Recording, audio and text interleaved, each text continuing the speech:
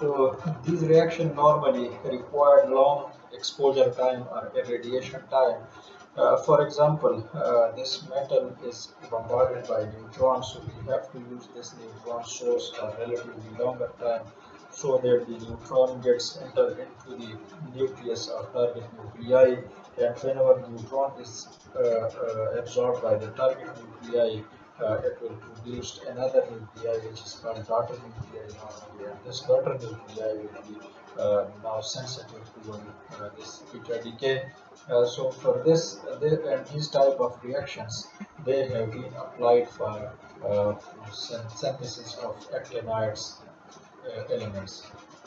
Now, irradiation of plutonium-239, it has been carried out in gram quantities, and for gram quantities, 2 years continuous exposure to neutron is required.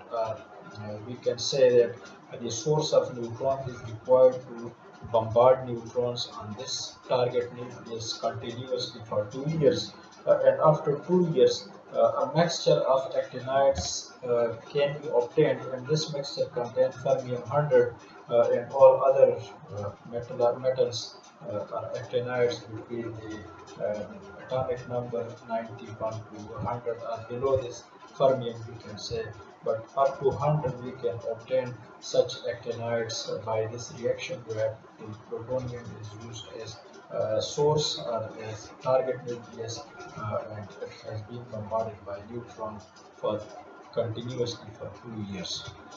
Let's consider this graph. Now, in this graph, this is x-axis, and x-axis you can see that we have represented mass number, and on y-axis we have represented atomic number. Now, this is the graph has been reproduced from the book which you have already written by Chopin.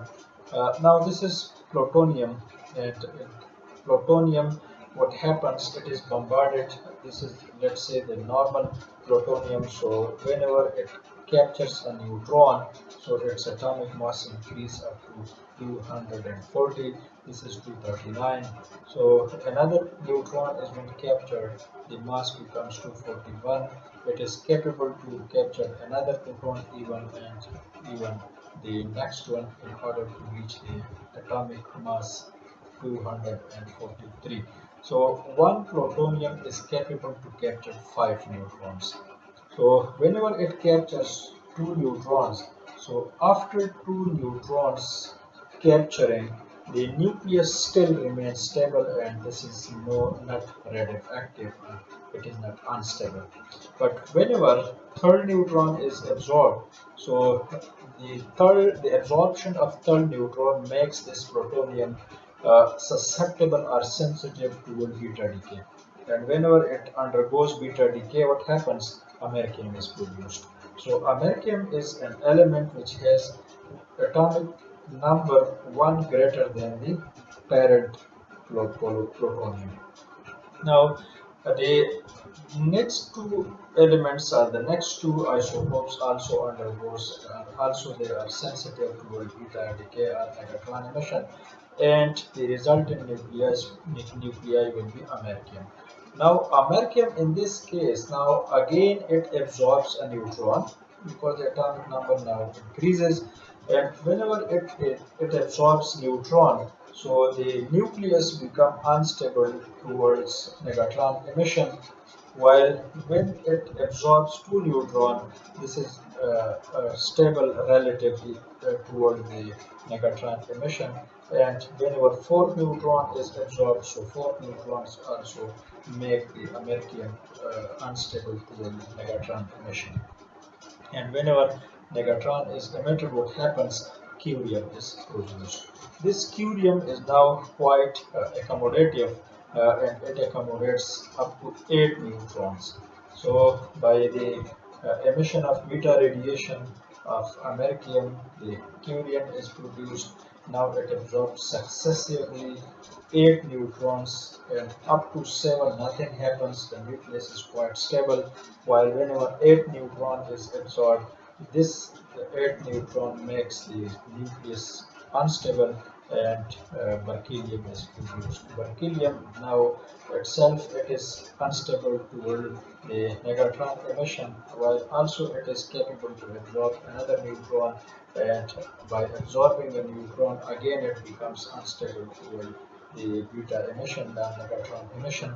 So californium is produced. Now californium is capable to absorb 5 neutrons, and whenever fifth neutron is absorbed, the stability is lost and a negatron is emitted to give Einsteinium. Einsteinium is capable to absorb 2 neutrons, and whenever second neutron is absorbed, the stability is lost, and now negatron is emitted to give fermium. So this is the whole process of neutron capture or neutron absorption and beta or negatron emission. So in this graph what we are discussing, we have two parameters, one is mass number and the other one is atomic number, and we have two phenomena occurring during the nuclear reactions. So one is neutron capture and the other one is negatron emission, and in this way the actinides, the members of actinide series, which are 7 in number represented in this graph, have been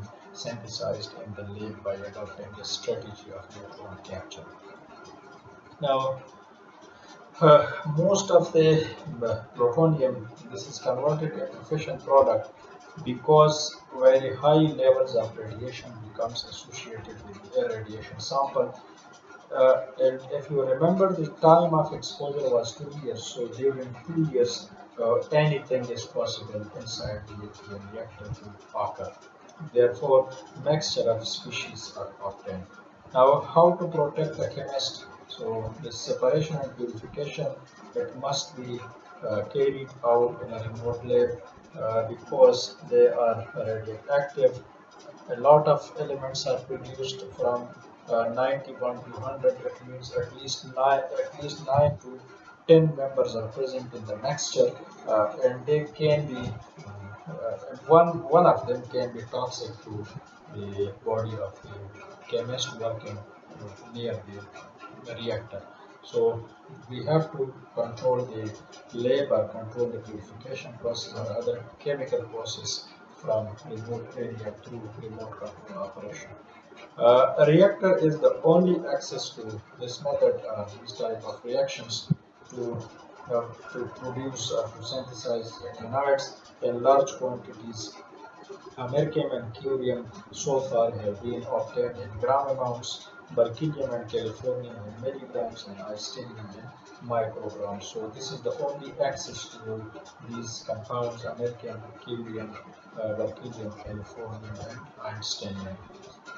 But the only issue or the problem or limitation with this process is small cross section and short half-life, which prevents the method to produce elements above Z is equal to 100. So it means if you want to synthesize the elements above atomic number 100, so this reaction or this process or this procedure which we have adopted for the production or synthesis of American, curium, berkelium, californium, and Einsteinium, this can be limited or can undergo certain what you can say certain technical limitations because the cross section is low. It means the interaction of the target nuclei with the bombarded particle is less. And whenever interaction is less or less area is provided by the target nuclei for nuclear reaction, so there will be least chances of reaction to carry out.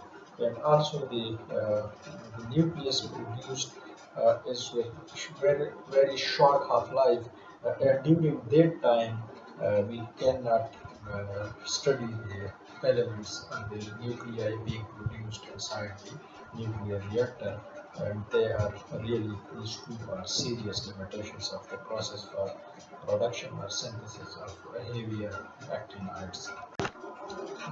Initially, this neutron capture for the synthesis of uh, the idea was packed from here that the neutron capture can be used for the synthesis of heavier actinides. In this case, Einsteinium and fermium they were discovered. They were discovered earlier uh, during the in earlier history of the nuclear chemistry, when neutron a reaction was induced by neutron in not in a reactor but in a hydrogen bomb. And hydrogen bomb, you know that one is the nuclear bomb, which undergoes fission reaction, and hydrogen bomb is that reaction which undergoes fusion reaction. So this fusion was carried out by, it was induced by neutron. In this case, what happened? The hydrogen bomb which was used, it had a code of Mike and was used in 1952. So in this bomb, a large amount of uranium-238 was used. Whenever this uranium-238 was used, so it produced more neutrons. And you are well aware of the reaction that whenever neutron is bombarded on uranium-238, so more, at least three neutrons are produced, which are fast-moving neutrons. And if you remember, we slowed down, we converted these neutrons into thermal neutrons uh, inside the reactors by applying certain moderators.